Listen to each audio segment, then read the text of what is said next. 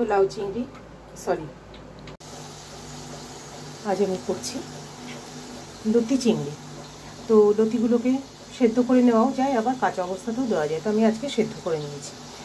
আর কিছু রসুন নিয়েছি কুচি করে, আর 4-5টা কাঁচা লঙ্কা। এখানে আমি চিংড়ি মাছটা একটু হালকা করে ভেজে নিচ্ছি। ওই তেলে চিংড়ি মাছটা ভেজে তুলে নিয়েছি। এবার ওই তেলেই আমি দিয়ে দিয়েছি কালো জিরে ফোড়ন আর 4-5টা কাঁচা লঙ্কা। রসুন থেতো করেও দেওয়া যায়, আবার রসুনের কিমাও দেওয়া যায়। আমি যেহেতু কচুর লতিটা সেদ্ধ করে নিয়েছি, সেই জন্য কচুর লতিটা গোটা থাকবে না, খানিকটা কচু শাকের মতো দেখতে লাগবে। অবশ্যই এই রান্নাটা কিন্তু সর্ষের তেলে করতে হবে। এবার আমি দিয়ে দিলাম রসুনের কুচি, হালকাভাবে ভেজে নেব, খুব ব্রাউন করব না। আর এই রেসিপিতে কিন্তু মশলা বেশি লাগে না, নুন হলুদ, কেউ কাশ্মীরি লঙ্কা দিলে দিতে পারো, আর ব্যাস এই আর কালো জিরে ফোড়ন, কাঁচা লঙ্কা, রসুন, এই হচ্ছে এর মশলা। অনেকে সর্ষে বাটা দেয়, এই রান্নায় কিন্তু একটু সর্ষের তেলটা বেশি লাগে। এবার আমি দিয়ে দেবো সেদ্ধ করে রাখা লতিগুলো।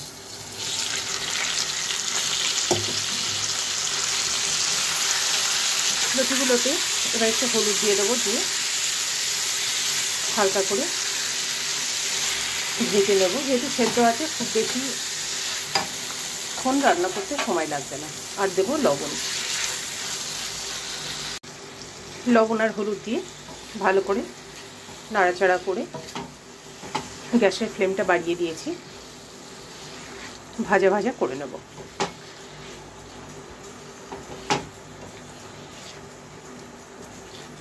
এবার একটু ঢাকাটা দিয়ে দেবো। কচুর লতিটা কাটাটাই একটু ঝামেলা, কিন্তু খেতে ভীষণই ভালো লাগে। তো জানি না কতক্ষণ, এই এখনও গোটা গোটা আছে, বেশি নাড়াচাড়া করলেই ভেঙে যাবে, যেহেতু একদমই নরম হয়ে গেছে দেখতে পাচ্ছ সেদ্ধ করার পরে। তো আর একটু ভাজা ভাজা হোক, তারপরে চিংড়ি মাছটা দিয়ে দেবো। চিংড়ি মাছটা এত আগে থাকতে দিলে না শক্ত হয়ে যাবে, তার জন্য চিংড়ি মাছটা নামানোর 7-8 মিনিট আগে দিয়ে দেবো। লতিটা হয়ে গেছে ভাজা ভাজা। এবার ভেজে রাখা চিংড়ি মাছটা দিয়ে দেবো, লবণ আর হলুদ দিয়ে ভেজে রেখেছিলাম। এবার ভালো করে মিশিয়ে নিয়ে 7-8 মিনিট রান্না করব, আর ঢাকা দেবো না, দিলেই হয়ে যাবে।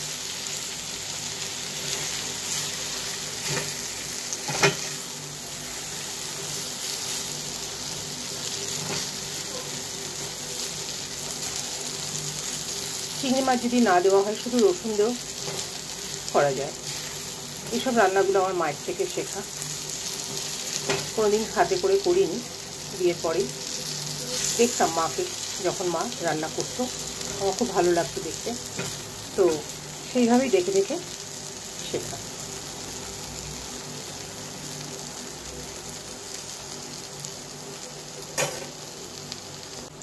সামান্য এইটুকুনি চিনি দেবো ব্যালেন্সটা ঠিক রাখার জন্য।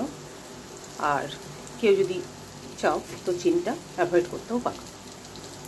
লতি চিংড়ি রেডি হয়ে গেছে। দেখো, বলেছিলাম এটা আমার কচু শাকের মতো ঘেটে যাবে একদম, যেহেতু সেদ্ধ করে নিয়েছি।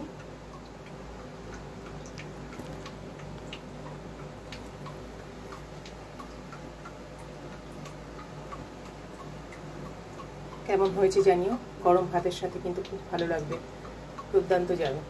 তো তোমরাও এইভাবে একবার অবশ্যই খেয়ে দেখো।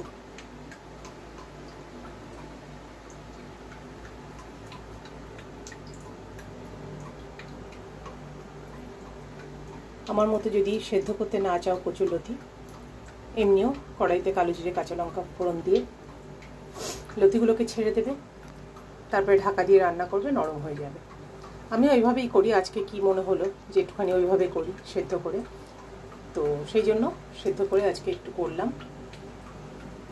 এরপরে আবার যখন কখনো যদি করি তো করবো তো বটেই, যদি সম্ভব হয় আবার তোমাদের আমি দেখাবো সেদ্ধ না করে, কেমন? তো সবাই একটু লাইক শেয়ার কমেন্ট করে দিও ভালো যদি লাগে।